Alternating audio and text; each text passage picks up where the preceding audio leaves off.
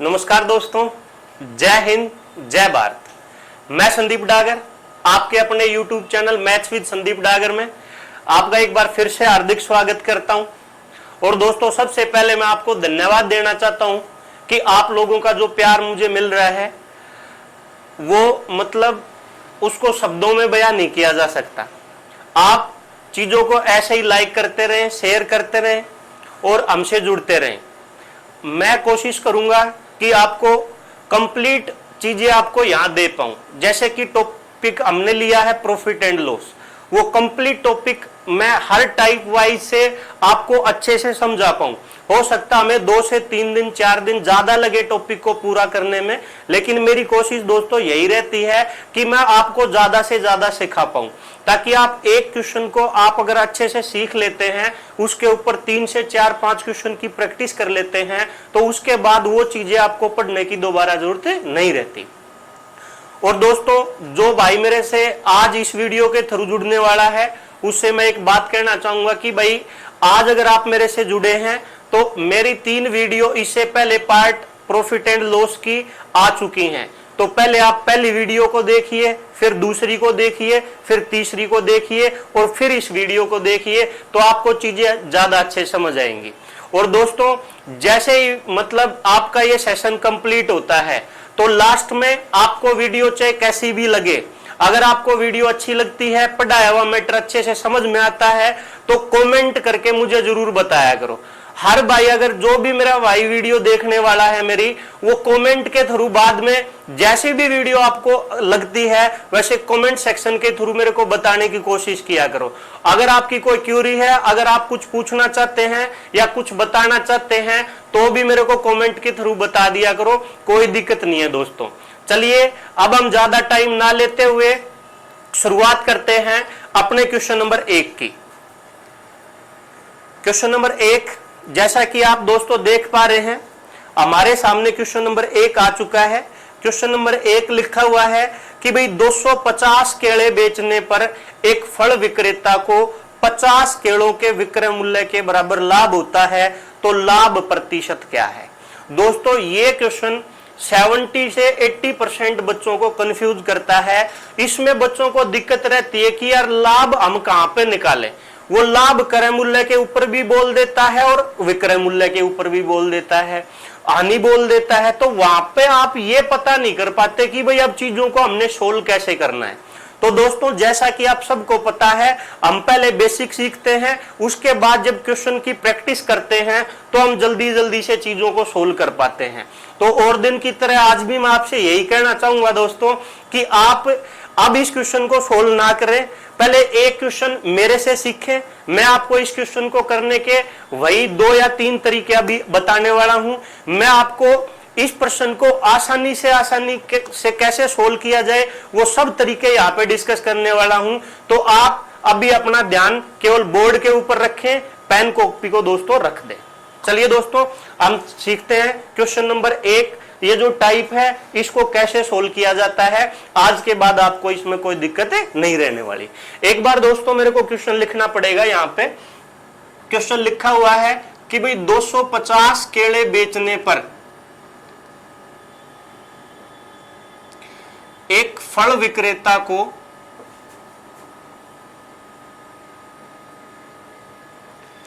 50 केलों के विक्रय मूल्य के बराबर लाभ होता है।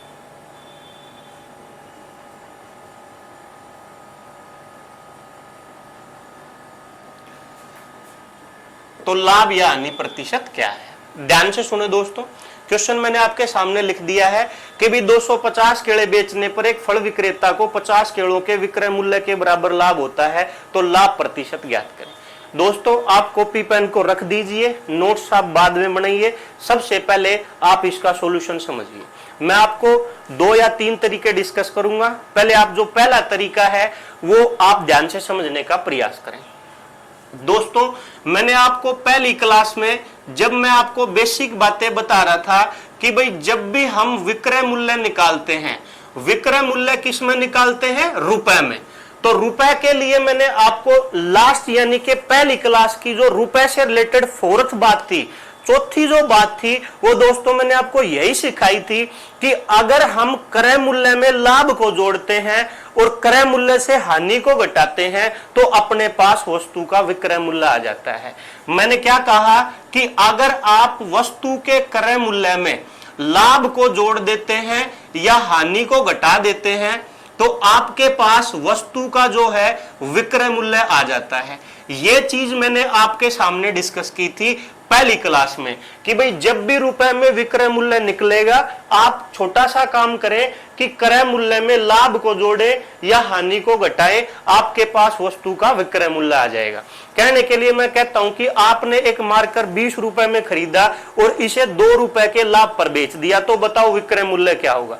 आप बोलेंगे सर 20 रुपए में खरीदा तो 20 क्रय मूल्य, 2 रुपए के लाभ पर बेचा तो 20 में अगर हम लाभ 2 को जोड़ देंगे तो 20 + 2 22 जो मूल्य आएगा वो मूल्य मेरे पास वस्तु का विक्रय मूल्य आ जाएगा। अगर मैं कहता कि मैंने 20 में खरीद के 3 रुपए की हानि पर बेच दिया तो दोस्तों 20 में से हानि को माइनस करेंगे, 20 में से 3 माइनस करेंगे 17 आएगा। इसका मतलब वस्तु का जो विक्रय मूल्य है वो क्या हो जाएगा 17। अब दोस्तों इसी चीज को हम इंग्लिश में लिखते हैं तो मैंने आपको बताया था कि भाई जब भी वस्तु का विक्रय मूल्य लिखेंगे तो विक्रय मूल्य को कहते हैं सेलिंग प्राइस, क्रय मूल्य को कहते हैं कॉस्ट प्राइस और भाई प्रॉफिट या लॉस। बस इस चीज को आपने इंग्लिश में और लिख लेना है। विक्रय मूल्य को दोस्तों मैंने लिख दिया एसपी, क्रय मूल्य को लिख दिया सीपी, लाभ को लिख दिया पी और हानि को लिख दिया एल यानी प्रॉफिट और लॉस। ये दोस्तों ये बात लिखने का एक छोटा सा कारण है क्योंकि जो मैं तरीका आपको यहां से सिखाने का प्रयास करूंगा उसके थ्रू आप इन चीजों को सीख पाओगे आसानी से। अगर मैं यहाँ पे क्रय मूल्य विक्रय मूल्य लिखता रहा तो आपके लिए ये चीजें बड़ी हो जाएंगी। दोस्तों अब हम चलते हैं क्वेश्चन नंबर 1 के सॉल्यूशन की ओर। क्वेश्चन नंबर 1 की पहली लाइन कहती है कि भाई एक दुकानदार को एक फल विक्रेता को 250 केले बेचने पर 50 केलों के विक्रय मूल्य के बराबर लाभ होता है। दोस्तों एक छोटी सी बात आपने हमेशा ध्यान रखनी है, ये जो पहला तरीका मैं आपको सिखाने वाला हूं उसके लिए वो बहुत जरूरी है। आप दोस्तों एक छोटी सी बात बताएं मेरे को, जब भी आप मतलब किसी दुकान से सामान खरीदने के लिए जाते हैं तो आप मेरे को यह बताओ कि वो दुकानदार उस सामान को घर पे बनाता है या कहीं से लेके आता है।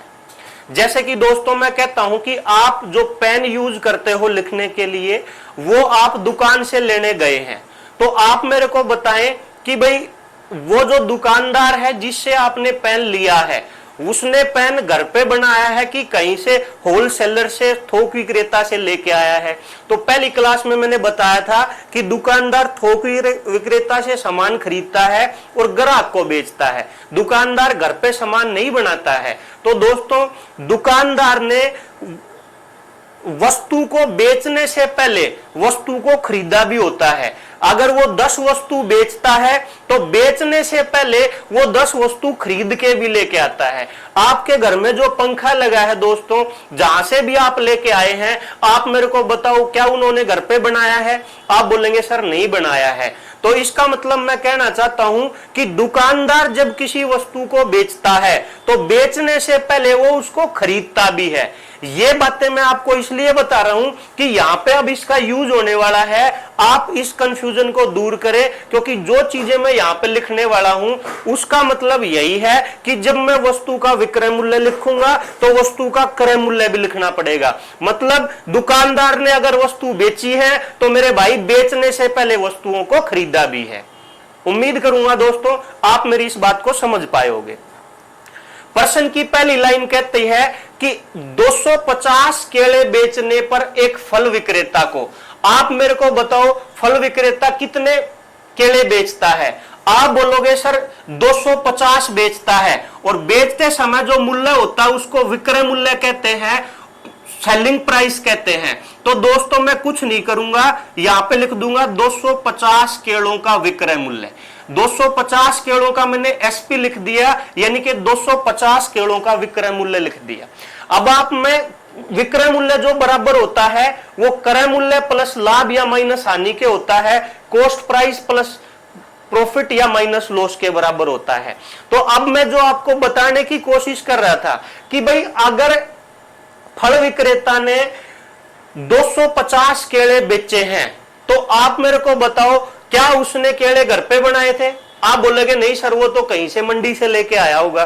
तो मेरे भाई अगर उसने 250 केले बेचे हैं तो बेचने से पहले उसने 250 केलों को खरीदा भी होगा। क्या आप मेरी बात समझ पाए? अगर दुकानदार 250 केले बेचता है तो बेचने से पहले 250 केले खरीदता भी है। अब यहां पे प्रश्न की अगली लाइन में कहता है 50 केलों के विक्रय मूल्य के बराबर लाभ होता है। अब उसने दोस्तों लाभ कमाया है तो लाभ के लिए क्रय मूल्य को प्लस में, लाभ को क्रय मूल्य में प्लस करना पड़ता है तब विक्रय मूल्य आता है। अगर लाभ दिखाई दे तो आप यहां पे प्लस लेना, अगर हानि दिखाई दे तो आप यहां पे माइनस लेना। मैंने आपको बताया है कि क्रय मूल्य में प्रॉफिट को प्लस करने पर, लॉस को माइनस करने पर विक्रय मूल्य आ जाता है। तो दुकानदार ने 250 केले बेचे और 250 केले बेचने से पहले खरीदे तो उसने जो लाभ कमाया है वो कमाया दोस्तों 50 केलों के विक्रय मूल्य के बराबर। तो दोस्तों अब आपने कुछ नहीं करना है, ये जो लाभ है इस लाभ की जगह लिख देना है 50 केलों का विक्रय मूल्य। यहां पे मैंने 250 केलों का विक्रय मूल्य लिख दिया, यहां पे मैंने 250 केलों का क्रय मूल्य लिख दिया। बेचने से पहले उसने खरीदे भी और उसने जो लाभ कमाया वो 50 केलों के विक्रय मूल्य के बराबर कमाया। मतलब वो ये कहना चाहता है कि आप लाभ की जगह 50 केलों का विक्रय मूल्य लिखो तो आप 50 केलों की जगह आप लाभ की जगह 50 केलों का विक्रय मूल्य लिखोगे तो भी बात बराबर ही रहेगी। तो मैंने 50 केलों का विक्रय मूल्य लिख दिया। अब हम कुछ नहीं करेंगे दोस्तों, इसको सोल्व कर लेंगे। ये 50 केलों का विक्रय मूल्य है, ये 250 का है। एसपी को हम एक तरफ कर लेंगे तो ये 50 इधर प्लस का है, इधर आके माइनस हो जाएगा। 250 एसपी में से 50 एसपी जब आप घटाओगे तो यहां पे आपके पास बच जाएगा 200 एसपी और बराबर बच जाएगा दोस्तों 250 का सीपी। अब आपने कुछ नहीं करना, यहां से क्रय मूल्य और विक्रय मूल्य का अनुपात निकालना है। यहां से जब आप क्रय मूल्य का अनुपात निकालोगे तो एक दोस्तों छोटी सी चीज ध्यान रखना कि जब ये इक्वल टू लगा हुआ होता है तो जो वैल्यू जिसके सामने होती है वो इसी की होती है। एसपी के सामने 250 है तो यहां पे आप 250 लिख दीजिए, सीपी के सामने 200 है तो यहां पे आप 200 लिख दीजिए। मतलब इसको काट के अगर आप छोटा करना चाहते हैं तो आप इसको काट सकते हैं दोस्तों। शायद नीचे दिखाई नहीं दे रहा इसलिए मैं इसको इधर लिख देता हूं कि भाई अगर आप इसको काटना चाहते हैं तो आप काट सकते हैं। यहां पे 200 है, यहां पे 250 है। 0 से हम 0 को काट देंगे, 5 से काटेंगे 4 बार, 5 से काटेंगे 5 बार। क्रय मूल्य का अनुपात 4 आएगा, विक्रय मूल्य का अनुपात 5 आएगा। 4 की चीज को 5 में बेचने का मतलब 1 का प्रॉफिट हो जाना। और प्रॉफिट और लॉस हमेशा वस्तु के क्रय मूल्य पर निकालते हैं। क्रय मूल्य नीचे 4 लिख देंगे, गुणा कर देंगे 100 से, 4 से 100 को काटेंगे तो दोस्तों अपने पास आ जाएगा 25% का लाभ। उम्मीद करूंगा दोस्तों ये जो मैंने आपको सिखाने का प्रयास किया है ये बात आपको अच्छे से समझ आई होगी। चलिए दोस्तों एक बार फिर से मैं आपको रिवाइज करा देता हूं। मैंने आपको कहा कि जब भी वस्तु का विक्रय मूल्य निकालेंगे तो क्रय मूल्य में लाभ को जोड़ देंगे और हानि को घटा देंगे। तो दोस्तों मैंने कुछ नहीं किया, फल विक्रेता ने 250 केले बेचे तो मैंने लिख दिया 250 का विक्रय मूल्य। अब उसने बेचे हैं तो पहले खरीदे भी होंगे तो मैंने लिख दिया 250 का क्रय मूल्य। अब लाभ कमाता है वो 50 के विक्रय मूल्य के बराबर, तो इस लाभ की जगह मैंने 50 केलों का विक्रय मूल्य लिख दिया।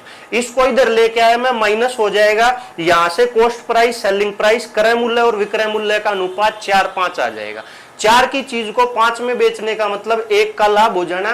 क्रय मूल्य पर निकालते हैं, हमेशा गुना कर देंगे 100, आंसर के रूप में आ जाएगा दोस्तों 25%। उम्मीद करूंगा दोस्तों ये तरीका आपको अच्छे से समझ आया होगा।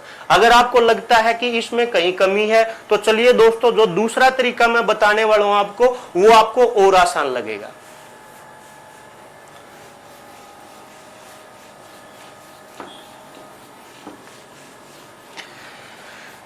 क्वेश्चन है हमारा दोस्तों, चलिए इसी क्वेश्चन को करने का हम दूसरा तरीका देखते हैं। हमारे सामने क्वेश्चन लिखा हुआ है कि भाई एक फल विक्रेता जब 250 केले बेचता है तो उसको 50 केलों के विक्रय मूल्य के बराबर लाभ होता है। दोस्तों दूसरा जो तरीका मैं आपको बताने जा रहा हूं उसमें आपने वस्तु के क्रय मूल्य या विक्रय मूल्य को कुछ मानना है।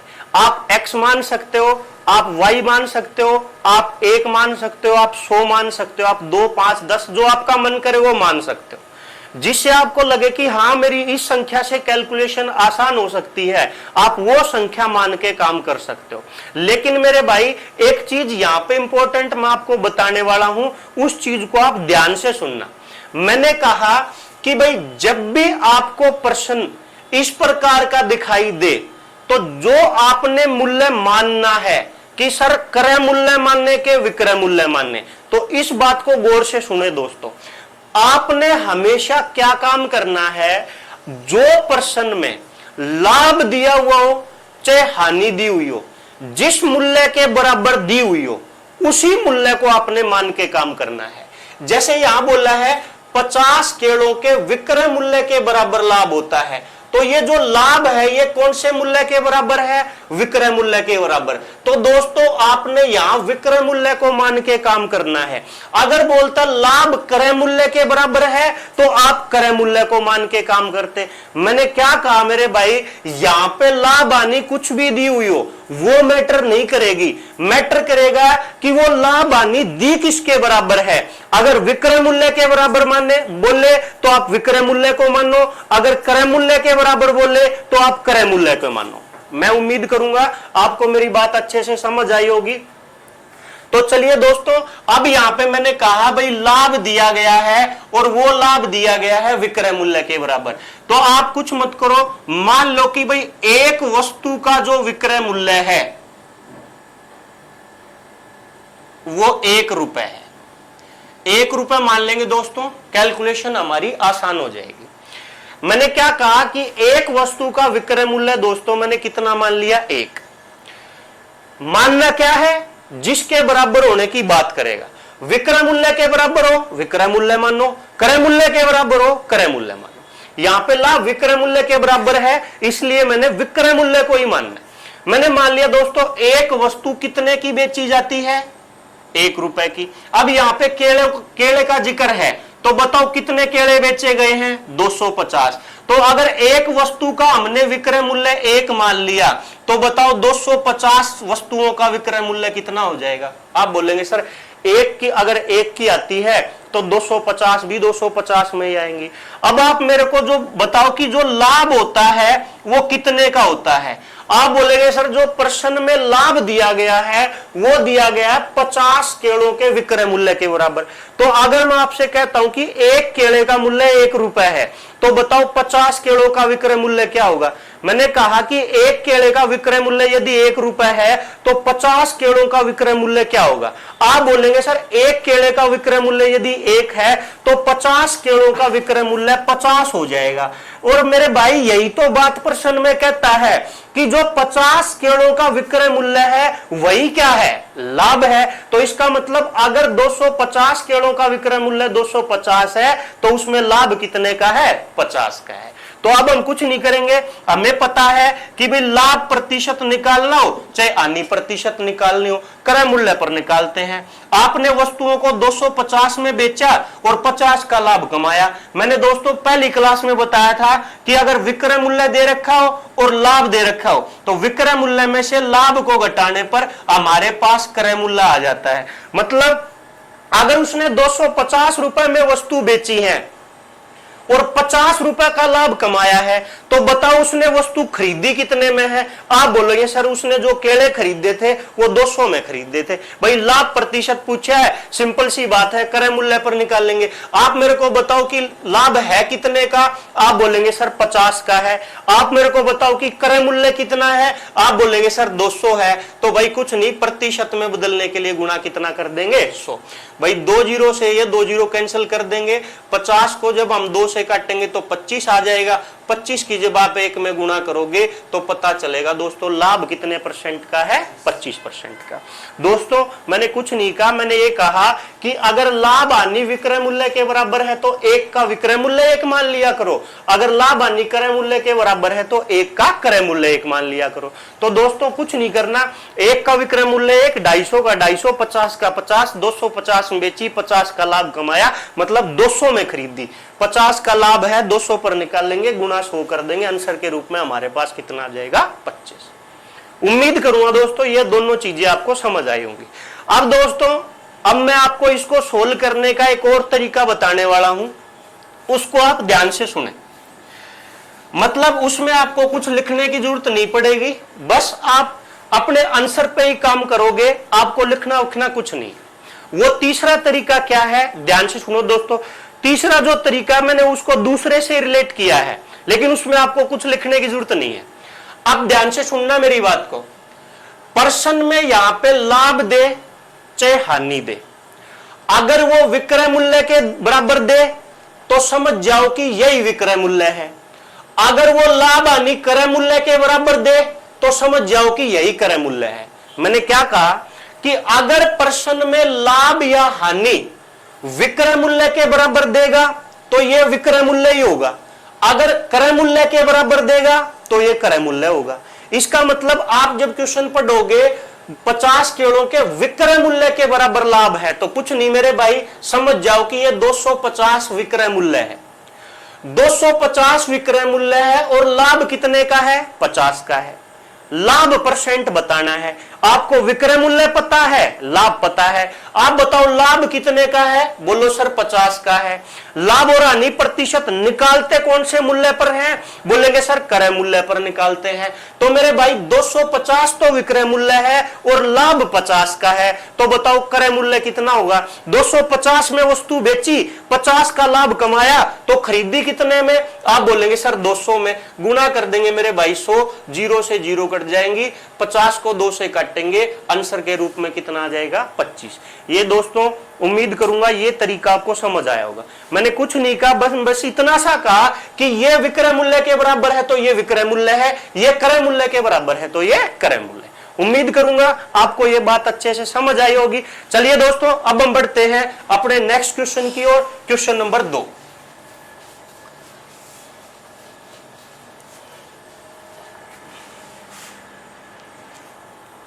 क्वेश्चन नंबर 2 दोस्तों आपके सामने आ चुका है कि भाई 66 वस्तु बेचने से एक दुकानदार को 22 वस्तुओं के विक्रय मूल्य के बराबर लाभ होता है। मेरे भाई लाभ किसके बराबर है, विक्रय मूल्य के बराबर। तो मतलब 66 क्या है, बोलेंगे सर विक्रय मूल्य, 66 विक्रय मूल्य है, लाभ कितने का है, 22 का। मतलब 66 में वस्तु बेची, 22 का लाभ कमाया, बताओ खरीदी कितने में, 44 रुपए में।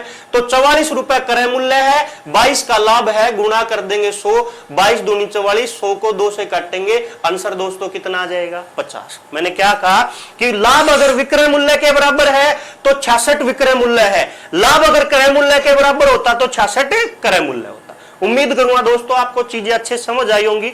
चलिए बढ़ते हैं हम अपने नेक्स्ट क्वेश्चन की ओर, क्वेश्चन नंबर 3।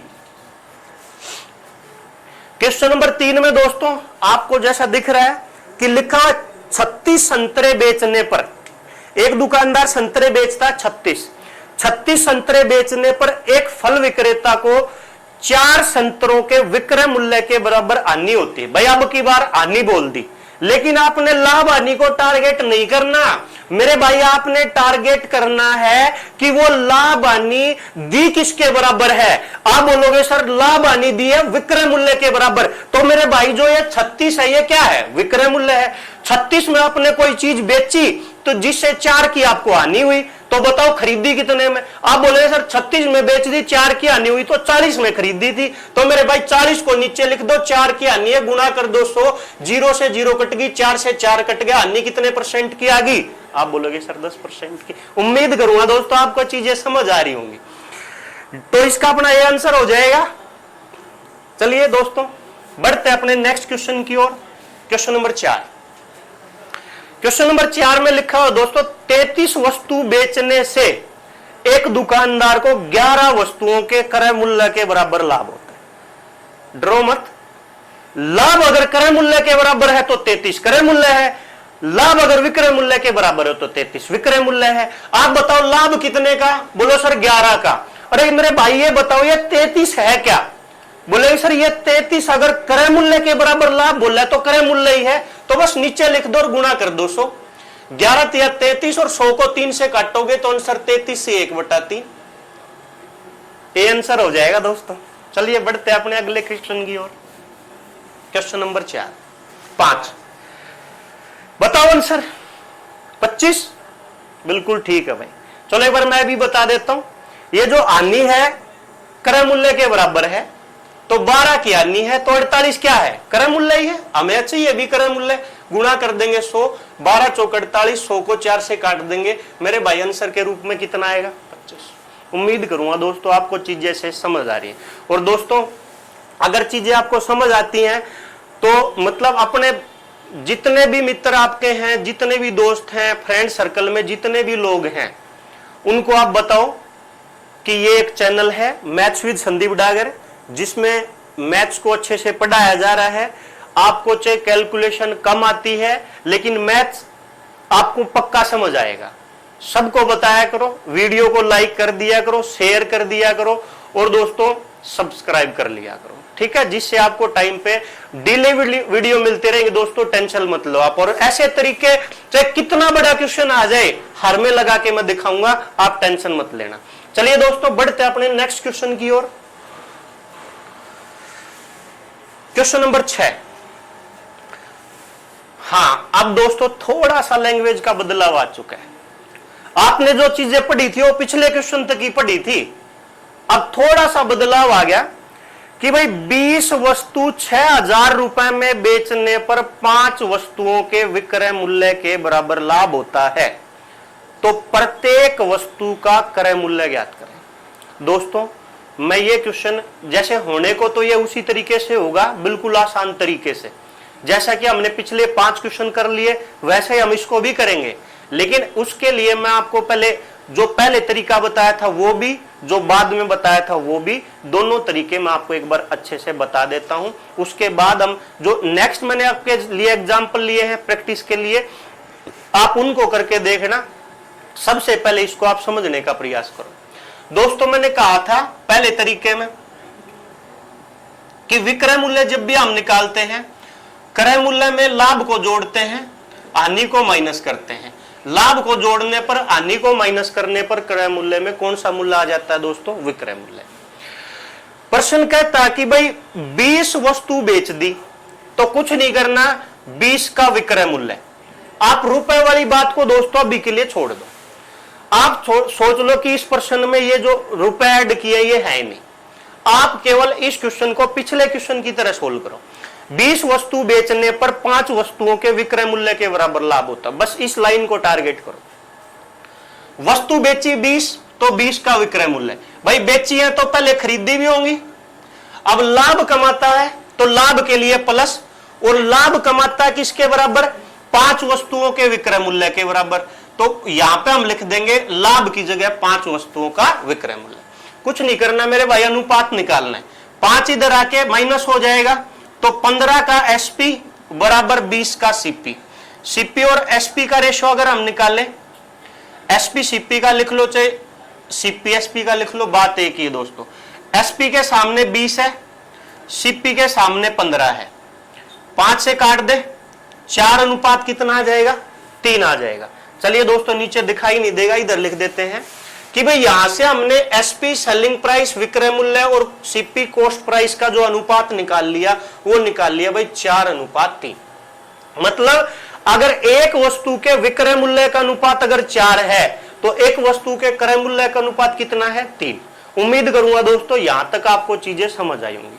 मैंने कुछ नहीं किया, 20 वस्तु दुकानदार बेचता है तो 5 के विक्रय मूल्य के बराबर लाभ होता है। मैंने चीजें लिखी, 20 बेचेगा तो 20 का विक्रय मूल्य, बेचने से पहले 20 खरीदेगा तो लाभ कमाता है 5 का विक्रय मूल्य के बराबर, तो विक्रय मूल्य लिख दिया। 5 उधर जाके माइनस होगा, इसके सामने की वैल्यू ये, इसके सामने की वैल्यू ये, काटने पर अनुपात आएगा 4:3। उम्मीद करूंगा दोस्तों समझ आई होगी। अब ध्यान से देखो दोस्तों, 20 वस्तु बेचता है वो 6000 में। अब यहाँ पे 20 वस्तुओं का मूल्य 6000 दे रखा है। अगर हम एक वस्तु का विक्रय मूल्य देखें तो भाई 20 वस्तुओं का विक्रय मूल्य 6000 है, तो एक वस्तुओं का मूल्य देखने के लिए 20 का भाग कर देंगे। 20 से भाग करेंगे दोस्तों, 0 से 0 कट जाएगी, 600 को 2 से काटोगे तो आप कहोगे कि सर अगर 20 वस्तु 6000 में बेची जाती है तो एक वस्तु बेची जाएगी कितने में? 300 में। और एक वस्तु के विक्रय मूल्य का अनुपात हमारे पास है कितना है? 4। इसका मतलब 4 अनुपात की जो वैल्यू है वही कितनी है दोस्तों? 300। इसका मतलब आप मेरे को बताओ 304 का कितने गुना है? आप बोलोगे सर 304 का 75 गुना है। तो कुछ नहीं करना, जितने गुना यहां है उतने गुना यहां कर देंगे, तो 75 गुना 3 वस्तुओं की संख्या कितनी आ जाएगी दोस्तों? 225। मतलब एक वस्तु का जो मूल्य आ जाएगा दोस्तों कितना आ जाएगा? 225। उम्मीद करूंगा दोस्तों आपको ये चीजें समझ आई होंगी। चलिए बढ़ते हम दूसरे तरीके की ओर। इसी क्वेश्चन को करने का जो दूसरा तरीका हो सकता है वो क्या हो सकता है? आप ध्यान से सुनो दोस्तों, कुछ नहीं करना, बिल्कुल सिंपल चीजें हैं, बस आप मेरी बात को ध्यान से सुने। आपने क्रय मूल्य और विक्रय मूल्य का बस अनुपात लिखना है, इसके अलावा कुछ करना ही नहीं। मैंने आपको बताया है कि हम एक वस्तु का मूल्य 1 रुपए लेके काम कर रहे हैं। अगर वो विक्रय मूल्य के बराबर लाभ है तो एक का विक्रय मूल्य 1 लेके काम कर रहे हैं। अगर एक का लाभ या हानि क्रय मूल्य के बराबर है तो एक का क्रय मूल्य लेके एक काम कर रहे हैं। तो चलिए देखते हैं। भाई प्रश्न कहता है 20 वस्तु बेचने पर 5 वस्तुओं के विक्रय मूल्य के बराबर लाभ होता है। प्रश्न में दोस्तों जो लाभ दिया गया है वो विक्रय मूल्य के बराबर दिया गया है। तो आप मेरे को यह बताओ कि ये 20 क्या है? आप बोलोगे सर ये 20 विक्रय मूल्य है। अब देखो 20 में वस्तु बेची और 5 का लाभ कमाया, तो बताओ क्रय मूल्य कितना? 20 में से 5 घटाओ, बोल दो कि सर 15। अनुपात निकाल लो, कितना आ जाएगा? 3:4। अभी हमने देखा था कि भाई 6000 में अगर 20 वस्तु बेची जाती है तो एक वस्तु कितने में बेची जाती है? 300 में। तो 4 अनुपात की वैल्यू दोस्तों 300 है। अगर पिछले डायरेक्ट मैंने कैसे लिख दिया था वो चीज अगर आपको समझ नहीं आई थी तो आप ध्यान से सुने एक बार। ये जो दोस्तों मेरे भाई 300 जो आया है ये एक वस्तु का विक्रय मूल्य आया है, लेकिन अनुपात के रूप में एक वस्तु के विक्रय मूल्य का अनुपात है 4। इसका मतलब इस 4 अनुपात की वैल्यू को ही प्रश्न में 300 बताया है। तो 4 अनुपात को हम 300 के बराबर लिखेंगे, एक अनुपात की वैल्यू निकालेंगे तो भाग 4 हो जाएगा। बतानी है 3 अनुपात की वैल्यू तो 3 से गुणा कर देंगे। जब आप 300 को 4 से काटोगे तो 75 आ जाएगा। और दोस्तों 75 का 3 गुना एक वस्तु का जो क्रय मूल्य है वो कितना आ जाएगा? 225। एक बार मैं फिर रिपीट कर देता हूं। प्रश्न में कहता है दोस्तों कि जो लाभ होता है वो लाभ होता है मेरे भाई विक्रय मूल्य के बराबर। तो जो ये 20 है ना ये विक्रय मूल्य ही है और लाभ 5 का होता है। अगर 20 में कोई चीज बेची 5 का लाभ कमा लिया तो खरीदी कितने में? 15 में। अनुपात निकाल लिया 3:4। 20 वस्तु 6000 में बेची थी तो बताओ ये कितने में बेची? आप बोलोगे सर 300 में। तो ये भी विक्रय मूल्य है, ये भी विक्रय मूल्य है, मतलब 4 अनुपात है वो 300 बताया है। तो 3 अनुपात बताओ कितना होगा? 225। मतलब एक वस्तु का क्रय मूल्य आ जाएगा 225, जो कि बी ऑप्शन में दिया गया है। चलिए दोस्तों बढ़ते अपने नेक्स्ट क्वेश्चन की ओर। Question number 7।